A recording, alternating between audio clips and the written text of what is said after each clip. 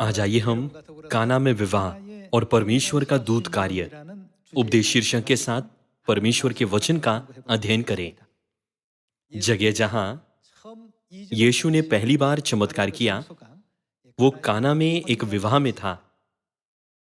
आइए हम काना में आयोजित विवाह भोज पर करीब से नजर डालें। एक क्षण आया जब विवाह के भोज में अतिथियों के लिए दाखमधु खत्म हो गया। जब ऐसा हुआ तो यीशु की माता मरियम ने उन सेवकों की ओर देखा जो वहां थे और उन्हें ये निर्देश दिए, जो कुछ वो तुमसे कहे वही करना। फिर यीशु ने ये कहते हुए आदेश दिया, मटकों में पानी भर दो। यीशु ने जो कहा उसका पालन करते हुए सेवकों ने पानी लाने का कार्य किया। फिर उन्होंने इसे दाखमधु में बदल दिया ताकि सभी अतिथि अंत तक खुशी खुशी विवाह के भोज का आनंद ले सकें। किसी भी युग में यदि हम परमेश्वर के वचन का पालन करते हैं, भले ही वो एक तुच्छ कार्य की तरह लगता है, तो परमेश्वर हमारे द्वारा किए गए कार्यों के माध्यम से एक चमत्कारी परिवर्तन लाते हैं। ऐसा लग सकता है कि हम अपनी क्षमता और शक्ति से सुसमाचार का प्रचार कर रहे हैं, लेकिन हमारी आज्ञाकारिता के द्वारा परमेश्वर आत्मिक दुनिया में परिवर्तन कर रहे हैं, जैसे उन्होंने पानी को दाखमधु में बदल दिया था। सुसमाचार का प्रचार करते हुए हम परमेश्वर के वचन के अधिकार और शक्ति और विभिन्न चमत्कारों का अनुभव करते हैं जो परमेश्वर करते हैं। इस कारण हमें स्वयं को यह याद दिलाने के लिए कुछ समय लेना चाहिए कि आज्ञाकारिता सुसमाचार के सबसे अनुग्रहकारी फल को उत्पन्न करने का तरीका क्यों है। आइए यूहन्ना अध्याय 2 आयत 1 देखें। फिर तीसरे दिन गलील के काना में किसी का विवाह था और यीशु की माता भी वहां थी। यीशु और उसके चेले भी उस विवाह में निमंत्रित थे। जब दाखरस घट गया तो यीशु की माता ने उससे कहा, उनके पास दाखरस नहीं रहा। यीशु ने उससे कहा, हे महिला, मुझे तुझसे क्या काम, अभी मेरा समय नहीं आया। उसकी माता ने सेवकों से कहा, जो कुछ वो तुमसे कहे वही करना। वहां यहूदियों के शुद्ध करने की रीति के अनुसार पत्थर के 6 मटके धरे थे जिनमें 2-2, 3-3 मन समाता था। यीशु ने उनसे कहा, मटकों में पानी भर दो। उन्होंने उन्हें मुंहामुंह भर दिया। तब उसने उनसे कहा, अब निकलकर भोज के प्रधान के पास ले जाओ। और वे ले गए। जब भोज के प्रधान ने पानी चखा जो दाखरस बन गया था और नहीं जानता था कि वो कहां से आया है, परंतु जिन सेवकों ने पानी निकाला था वे जानते थे, तो भोज के प्रधान ने दूल्हे को बुलाकर उससे कहा, हर एक मनुष्य पहले अच्छा दाखरस देता है और जब लोग पीकर छक जाते हैं तो मध्यम देता है, परंतु तूने अच्छा दाखरस अब तक रख छोड़ा है। यीशु ने गलील के काना में अपना ये पहला चिन्ह दिखाकर अपनी महिमा प्रकट की और उसके चेलों ने उस पर विश्वास किया। सेवकों ने पानी लाने का काम किया, लेकिन जैसे ही परमेश्वर का चमत्कार और शक्ति उन पर आई, पानी दाखमधु में बदल गया। क्योंकि परमेश्वर ने कहा, सामरिया में और पृथ्वी की छोर तक प्रचार करो, चाहे वे सुने या न सुने। इसीलिए हम ये कहते हुए प्रचार करते हैं, चर्च ऑफ गॉड में आइए। चर्च ऑफ गॉड एक महान चर्च है। आइए हम पिता परमेश्वर और माता परमेश्वर पर विश्वास करें और एक साथ स्वर्ग के राज्य में जाएं। एक व्यक्ति था जो माता परमेश्वर शब्द सुनकर आकर्षित हो गया। वो पूरी रात इसके बारे में सोचना बंद नहीं कर सका। इसीलिए वो अगले दिन चर्च आया और पूछा, क्या बाइबल वास्तव में माता परमेश्वर के बारे में गवाही देती है? हाँ बिल्कुल, ये बाइबल में है। यदि ये बाइबल में है तो कृपया मुझे दिखाइए। इस तरह उसने बाइबल का अध्ययन करना शुरू किया और आखिरकार परमेश्वर की संतान के रूप में फिर से जन्म लिया। ऐसा लगता है कि हम जो कुछ भी बांटते हैं वो घड़ों को पानी से भरने के कार्य की तरह एक साधारण कार्य है, लेकिन परमेश्वर सब कुछ बदल देते हैं। इसीलिए हमें अपने भाइयों, बहनों, परिवार, पड़ोसियों, दोस्तों या सहकर्मियों तक सत्य पहुंचाने में संकोच नहीं करना चाहिए। परमेश्वर ने हमें प्रचार करने और उन्हें सत्य जानने देने के लिए कहा, फिर चाहे वे सुने या न सुने। यदि हम प्रचार करने की परमेश्वर की आज्ञा का ईमानदारी से पालन करते हैं, तो आखिरकार परमेश्वर पानी जैसी साधारण चीज को दाख मधु जैसी विशेष चीज में बदल देंगे। अंत में जब घड़े की वस्तु लोगों तक पहुंचाई गई तो उन्होंने जो चखा वो दाख मधु था, न कि पानी। चूंकि यह कार्य परमेश्वर की शक्ति के द्वारा पूरा किया जाता है, इसीलिए हमें परमेश्वर की आज्ञा के अनुसार समय और असमय सुसमाचार का प्रचार करने का हर संभव प्रयास करना चाहिए। जब हम प्रचार करते हैं तो कुछ लोग जो पूरा सुनते हैं उन सब बातों पर ध्यान केंद्रित नहीं कर सकते, लेकिन जो बात उनसे चिपक जाती है वो ये है, यदि आप शनिवार को सबत नहीं मनाते तो आप बचाए नहीं जा सकते। ये बात उनके मन में बनी रहती है और रात भर उन्हें सोने नहीं देती। वे सोचते हैं रविवार की आराधना का क्या अर्थ है जिसे मैंने जीवन भर मनाया है। यदि ये गलत है तो क्या मुझे अभी से अपने तरीके नहीं बदलने चाहिए? कई अलग अलग विचार मन में आने के बाद वे चर्च आते हैं और चर्च के इतिहास के बारे में अध्ययन करते हैं कि सबत कैसे बदल गया था। आखिरकार वे अपना मन बदलते हैं, परमेश्वर के सत्य को ग्रहण करते हैं और हमारे सियोन परिवार के सदस्य बन जाते हैं। यह स्पष्ट रूप से उस भूमिका की व्याख्या करता है जो हम निभाते हैं। हम केवल पानी लाने के काम की तरह एक साधारण दूत कार्य कर सकते हैं। भले ही हम पानी लाते हैं, लेकिन वो परमेश्वर हैं जो इसे उत्कृष्ट दाखमधु में बदल देते हैं। ये ऐसा कुछ नहीं है जिसे एक पादरी द्वारा पूरा किया जा सकता है, क्योंकि वो एक अच्छा उपदेश देता है। ना ही इसे एक मिशनरी, एक एल्डर या एक एल्ड्रेस द्वारा किया जाता है। ये केवल परमेश्वर के द्वारा पूरा किया जा सकता है जो उस स्थिति में बदलाव लाते हैं। आइए हम लूका की पुस्तक अध्याय 5 पर एक नजर डालें।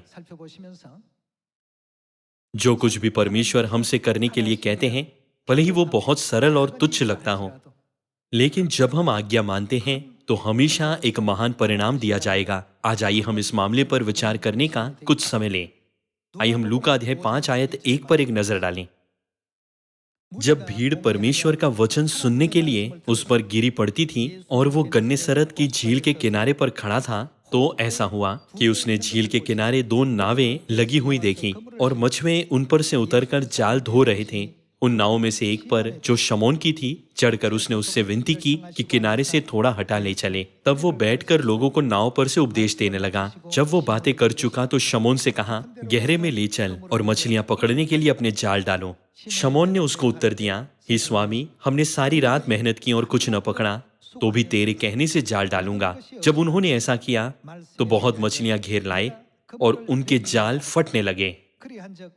इस पर उन्होंने अपने साथियों को, जो दूसरी नाव पर थे, संकेत किया कि आकर हमारी सहायता करो, और उन्होंने आकर दोनों नावों यहां तक भर ली कि वे डूबने लगी। ये देखकर शमौन पतरस यीशु के पांवों पर गिरा और कहा, हे प्रभु, मेरे पास से जा, क्योंकि मैं पापी मनुष्य हूं।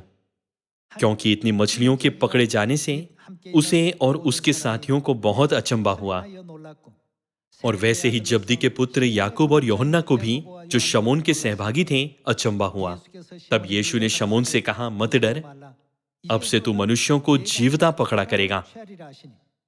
और वे नावों को किनारे पर ले आए और सब कुछ छोड़कर उसके पीछे हो लिए। लूका अध्याय 5 के इस दृश्य के साथ भी ऐसा ही है। यीशु ने कहा, गहरे में ले चल और मछलियां पकड़ने के लिए अपने जाल डाल। पतरस ने उत्तर दिया, हमने सारी रात मेहनत की और कुछ न पकड़ा। यदि हम अभी जाल डालेंगे तो क्या कुछ खास होगा? तो भी तेरे कहने से जाल डालूंगा।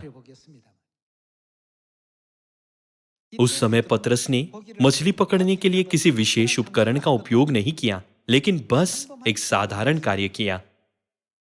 यह वही जगह थी जहां वे मछलियां पकड़ने के लिए जाल डाल रहे थे। वो सिर्फ एक साधारण दिन था, लेकिन परमेश्वर का वचन उन तक पहुंचाए जाने के बाद एक बदलाव हुआ। पतरस के साथ हुई स्थिति की तरह जब हम चीजों को स्वयं करते हैं तो इसका कोई परिणाम नहीं निकल सकता, लेकिन जब हम परमेश्वर का दूत कार्य करते हैं तो परिणाम बहुत अलग होता है। दूसरी ओर, जब हम परमेश्वर का दूत कार्य करने के बजाय अपनी इच्छा से चलते हैं तो इस प्रकार का बदलाव बिल्कुल नहीं होता है।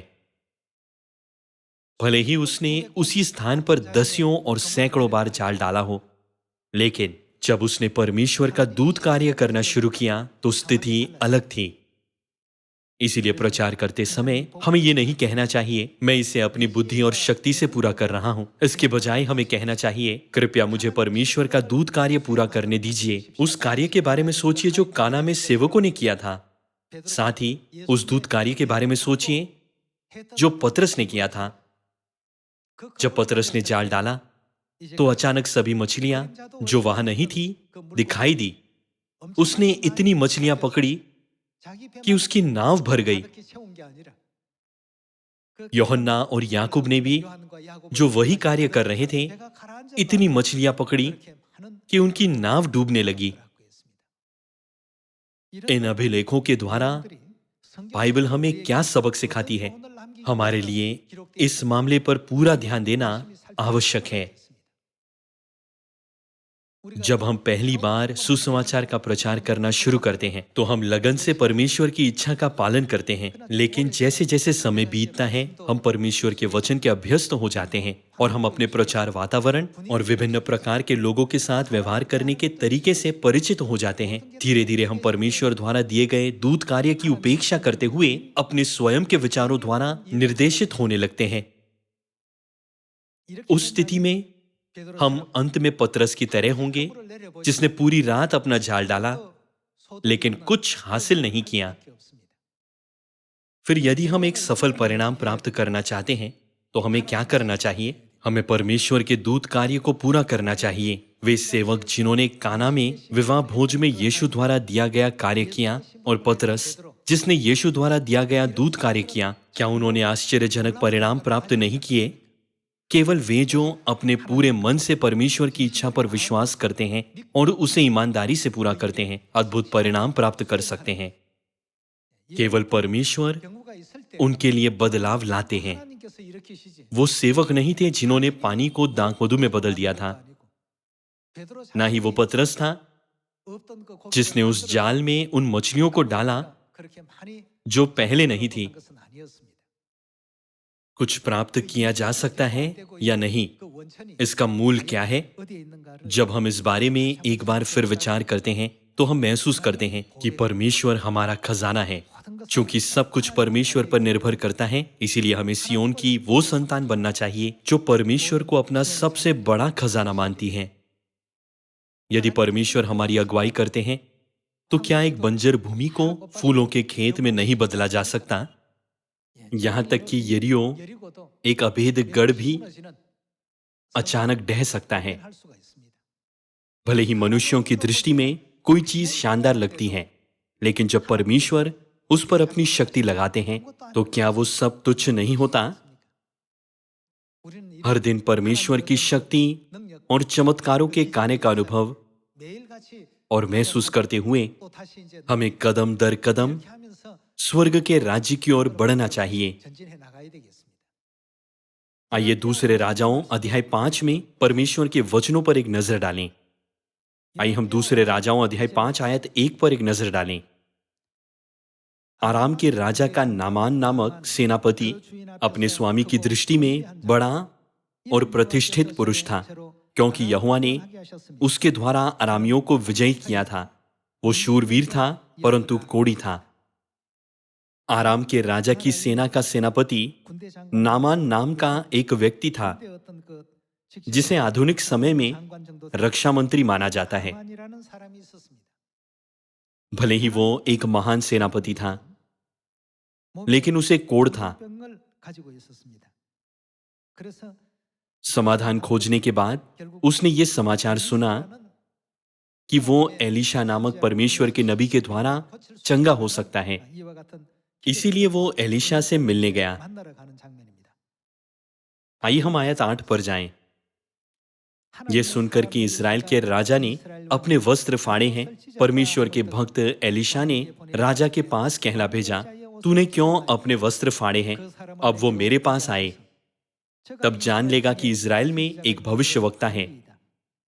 तब नामान घोड़ों और रथों समेत एलीशा के द्वार पर आकर खड़ा हुआ। तब एलीशा ने एक दूत से उसके पास ये कहला भेजा, तू जाकर यरदन में 7 बार डुबकी मार, तब तेरा शरीर ज्यों का त्यों हो जाएगा और तू शुद्ध होगा। क्योंकि उसके पास रक्षा मंत्री जैसा उच्च पद था और वो एलीशा के घर तक आया था, इसीलिए उसने एक सम्मानजनक स्वागत की अपेक्षा की थी।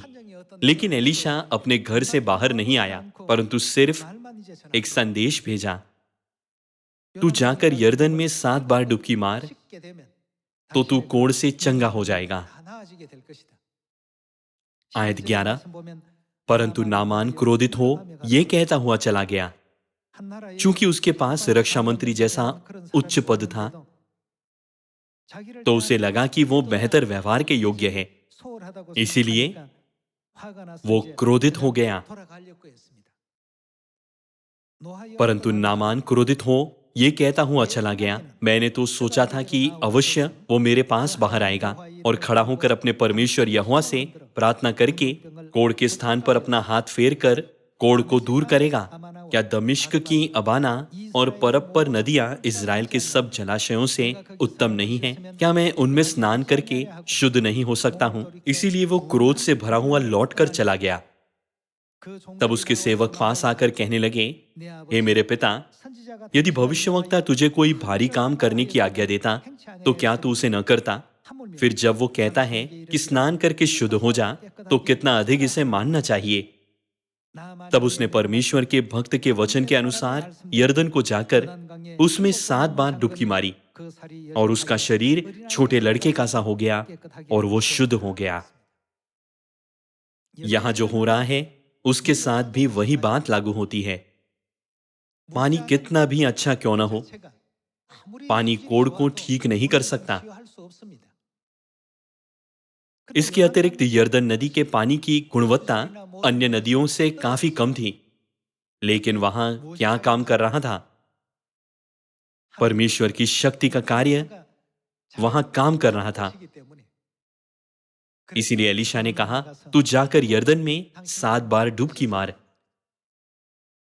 भले ही नामान अपने देश में अबाना और परपर जैसी नदियों में जाता और न केवल 7 बार बल्कि 700 या 70,000 बार भी डुबकी मारता, तो भी उसका कोढ़ ठीक नहीं होता।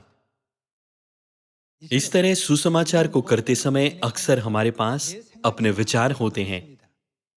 हम अपने विचारों को परमेश्वर के विचारों के आगे रखते हैं और दुनिया के तर्क के माध्यम से हर चीज का न्याय करते हैं और भौतिक दुनिया में अपने अनुभव के आधार पर परिणाम की अपेक्षा करते हैं। एलीशा जैसे व्यक्ति ने भी अपनी शक्ति से नहीं बल्कि परमेश्वर के पवित्र आत्मा की शक्ति से अपना मिशन पूरा किया है ना?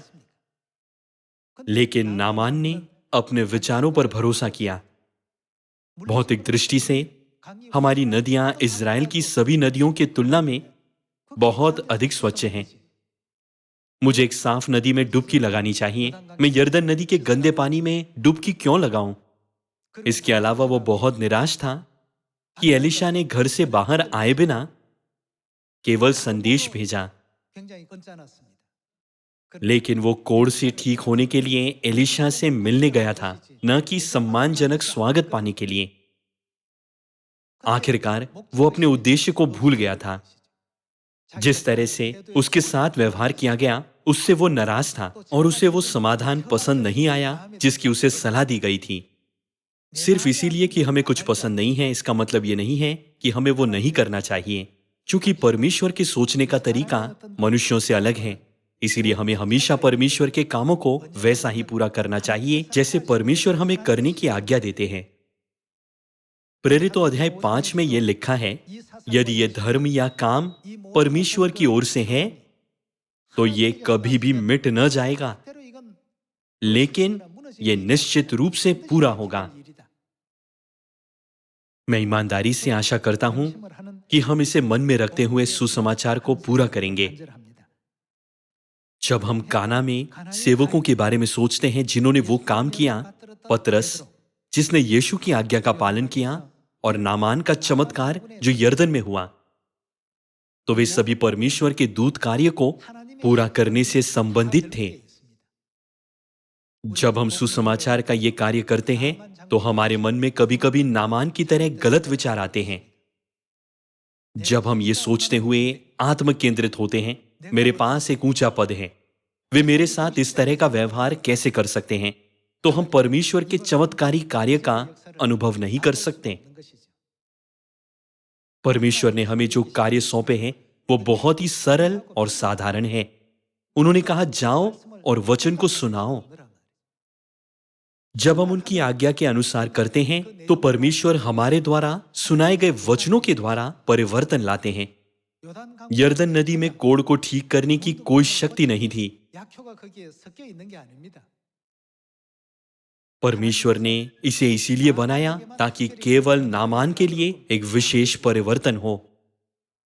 क्या अब हम सभी सुसमाचार के लिए परमेश्वर के दूत कार्य को नहीं कर रहे? आइए दूसरे तीमुथियुस अध्याय 4 में जाकर देखें कि परमेश्वर ने हमें इस दूत कार्य को करते समय किस प्रकार की मानसिकता रखने के लिए कहा है। आइए हम दूसरा तीमुथियुस अध्याय 4 आयत 1 में परमेश्वर के वचन देखें। परमेश्वर और मसीह यीशु को गवाह करके जो जीवितों और मरे हुओं का न्याय करेगा और उसके प्रकट होने और राज्य की सुधि दिलाकर, मैं तुझे आदेश देता हूं कि तू वचन का प्रचार कर। बाइबल की 66 पुस्तकें पवित्र आत्मा से प्रेरित हुए नबियों द्वारा लिखे गए परमेश्वर के पवित्र वचन हैं। यद्यपि ये वचन विभिन्न नबियों द्वारा लिखे गए हैं, लेकिन वास्तव में ये किसके वचन हैं? ये परमेश्वर के द्वारा दिए गए वचन हैं। जिस तरह परमेश्वर ने काना में सेवकों को पत्थर के घड़ों को पानी से भरने के लिए कहते हुए एक कार्य दिया था, उसी तरह परमेश्वर ने हमें यह कहते हुए एक दूत कार्य दिया है कि वचन का प्रचार कर। इस प्रकार हमें बस उस दूत कार्य को वैसे ही करने की आवश्यकता है जैसे वो हमें दिया गया है। हम दूसरों को अपनी क्षमता दिखाने के उद्देश्य से बाहर नहीं जा रहे। क्या यह सही नहीं है? जब यीशु ने काना में सेवकों को एक दूत कार्य दिया था तो क्या उन्होंने उन्हें अपनी शक्ति से दाखमधु बनाने की आज्ञा दी थी? उन्होंने उन्हें सिर्फ घड़ों में पानी भरने के लिए कहा था। इसके द्वारा उनका मतलब था, बाकी मैं करूंगा। तब हमें क्या करना चाहिए? आइए हम फिर से आयत 2 देखें कि तू वचन का प्रचार कर, समय और असमय तैयार रहें, सब प्रकार की सहनशीलता और शिक्षा के साथ उलाहना दे और डांट और समझा। हमें सब प्रकार की सहनशीलता और शिक्षा के साथ वचन का प्रचार करना चाहिए और हमें परमेश्वर के वचनों के द्वारा उलाहना देने, डांटने और समझाने की आवश्यकता है। आयत 3, क्योंकि ऐसा समय आएगा जब लोग खरा उपदेश न सह सकेंगे, पर कानों की खुजली के कारण अपनी अभिलाषाओं के अनुसार अपने लिए बहुत से उपदेशक बटोर लेंगे और अपने कान सत्य से फेर कर कथा कहानियों पर लगाएंगे। पर तू सब बातों में सावधान रहे, दुख उठा, सुसमाचार प्रचार का काम कर और अपनी सेवा को पूरा कर। यहां ये परमेश्वर हैं जो हम सभी को इस दूत कार्य को करने के लिए कह रहे हैं। नूह के समय में परमेश्वर ने नूह को भी एक दूत कार्य दिया था। यह जहाज का निर्माण करना था। जब नूह ने यह मिशन प्राप्त किया तो उसने अपने विचार नहीं जोड़े। कितना खर्च होगा, कितने सेवक होने चाहिए, कितना समय लगेगा, इसके बजाय चूंकि परमेश्वर ने उसे इसे बनाने के लिए कहा था, इसीलिए उसने बस इसे बनाना शुरू कर दिया। उसने ठीक वैसा ही दूत कार्य किया जैसे परमेश्वर ने इसकी योजना बनाई थी। आखिरकार सब कुछ पूरा हो जाने के बाद बाइबल ने दर्ज किया कि परमेश्वर की इस आज्ञा के अनुसार नूह ने किया। आज्ञाकारिता के परिणाम स्वरूप नूह ने अपने परिवार और उन सभी जानवरों को बचाने में एक प्रमुख भूमिका निभाई जो जहाज में थे। जब नूह ने जहाज बनाया तो उसने ये नहीं सोचा कि उसे मानव जाति को कैसे बचाना चाहिए, इसके बजाय उसने वो दूत कार्य किया जो परमेश्वर ने उसे करने के लिए कहा था। भले ही जहाज में मस्तूल या पतवार नहीं था, लेकिन परमेश्वर ने जहाज को जल प्रलय के बीच में टूटने नहीं दिया। ये परमेश्वर थे जिन्होंने जहाज का मार्गदर्शन किया ताकि उसका अंतिम गंतव्य ऊंचे स्थल पर हो, जो कि अरारात पहाड़ की चोटी थी। सुसमाचार के कार्य के साथ भी ऐसा ही है। चूंकि हमारी चर्च का नेतृत्व पिता परमेश्वर और माता परमेश्वर करते हैं, इसलिए हमें सामरिया में और पृथ्वी की छोर तक समय और असमय उस सुसमाचार का प्रचार करने के लिए कहा गया है जो हमने उनसे प्राप्त किया है। वे हमें ये नहीं कह रहे हैं कि हमें वाक्पटुता से प्रचार करना चाहिए। यदि हम संदेश को वैसे ही सुनाते हैं जैसे हमने सुना है, तो बाकी कार्य कौन करेगा? वो परमेश्वर हैं जो सब कुछ पूरा करेंगे। दिन से दिन बातें करता है और रात को रात ज्ञान सिखाती हैं। ना तो कोई बोली है और ना कोई भाषा जहां उनका शब्द सुनाई नहीं देता है। सुसमाचार का शुभ संदेश सारी पृथ्वी पर गूंज गया है और क्या हो गया है? जगत की छोर तक पहुंच गए हैं। हम कभी नहीं समझ सकते कि परमेश्वर सब कुछ कैसे पूरा करेंगे। आइए हम यहेजकेल अध्याय 2 आयत 3 देखें। उसने मुझसे कहा, हे मनुष्य के संतान, मैं तुझे इस्राएलियों के पास अर्थात बलवा करने वाली जाति के पास भेजता हूं, जिन्होंने मेरे विरुद्ध बलवा किया है। उनके पुरखा और वे भी आज के दिन तक मेरे विरुद्ध अपराध करते चले आए हैं। इस पीढ़ी के लोग जिनके पास मैं तुझे भेजता हूं, वे निर्लज्ज और हठीले हैं। और तू उनसे कहना, प्रभु यहोवा यों कहता है, इससे वे जो बलवा करने वाले घराने के हैं, चाहे वे सुने या न सुने, तो भी वे इतना जान लेंगे कि हमारे बीच एक भविष्यवक्ता प्रकट हुआ है। हे मनुष्य के संतान, तू उनसे न डरना, चाहे तुझे कांटों, ऊंट-कटारों और बिच्छुओं के बीच भी रहना पड़े, तो भी उनके वचनों से न डरना। यद्यपि वे विद्रोह घराने के हैं, तो भी न तो तू उनके वचनों से डरना और न उनका मुंह देखकर तेरा मन कच्चा हो। इसीलिए चाहे वे सुने या न सुने, तो भी तू मेरे वचन उनसे कहना, वे तो बड़े विद्रोही हैं। परमेश्वर ने कहा, उनसे मत डरो, परंतु जाकर वे सब बातें सुनाओ जो मैं उन्हें कहने जा रहा था। जब हम ऐसा करते हैं, भले ही हमने केवल उनके वचनों को सुनाया है, तब वो परमेश्वर हैं जो उस समय से बाकी सब कुछ करेंगे। हम सोच सकते हैं, जब मैं प्रचार करता हूं तो मुझे कुछ उत्पन्न करना है और मुझे कुछ करना है और मुझे कुछ फिर से बनाना है। परमेश्वर ने हमें वो भूमिका नहीं सौंपी है। हमें काना में उन सेवकों की तरह, जिन्हें घड़ों में पानी भरने के लिए कहा गया था, एक साधारण दूत कार्य सौंपा गया है। उसके बाद परमेश्वर अपने कार्य को पूरा करने के लिए आवश्यक परिवर्तन करते हुए कार्य संभालते हैं। इस दुनिया में इतने सारे लोगों के बीच हमें इस अद्भुत कार्य को करने का मिशन दिया गया है। इसे याद रखते हुए हम अपने स्वर्गीय पिता और माता को अनंत धन्यवाद और महिमा देते हैं, क्योंकि ये सुसमाचार निश्चित रूप से समारिया और पृथ्वी की छोर तक प्रचार किया जाएगा। हमें ये सुसमाचार सौंपा गया है जो निश्चित रूप से 100% पूरा होगा।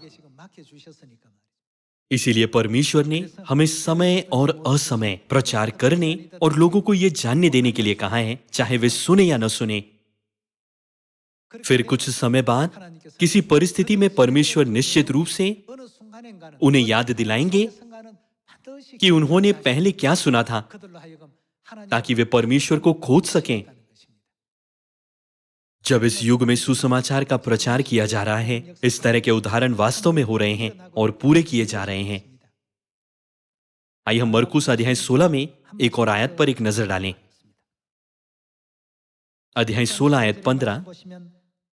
और उसने उनसे कहा, तुम सारे जगत में जाकर सारी सृष्टि के लोगों को सुसमाचार प्रचार करो। यही वो दूत कार्य है जो हमें करना चाहिए। आइए हम फिर एक बार मरकुस अध्याय 16 आयत 15 पर एक नजर डालें। और उसने उनसे कहा, तुम सारे जगत में जाकर सारी सृष्टि के लोगों को सुसमाचार प्रचार करो। जो विश्वास करें और बपतिस्मा लें, उसी का उद्धार होगा, परंतु जो विश्वास न करेगा वो दोषी ठहराया जाएगा। विश्वास करने वालों में ये चिन्ह होंगे कि वे मेरे नाम से दुष्ट आत्माओं को निकालेंगे, नई नई भाषा बोलेंगे, सांपों को उठा लेंगे, और यदि वे प्राणनाशक वस्तु भी पी जाए तो भी उनकी कुछ हानि न होगी। वे बीमारों पर हाथ रखेंगे और वे चंगे हो जाएंगे। प्रभु यीशु उनसे बातें करने के बाद स्वर्ग पर उठा लिया गया और परमेश्वर की दाहिनी ओर बैठ गया, और उन्होंने निकलकर हर जगह प्रचार किया, और प्रभु उनके साथ काम करता रहा और उन चिन्हों के द्वारा जो साथ साथ होते थे वचन को दृढ़ करता रहा। आमीन। हमारे पास इस तरह का विश्वास होना चाहिए।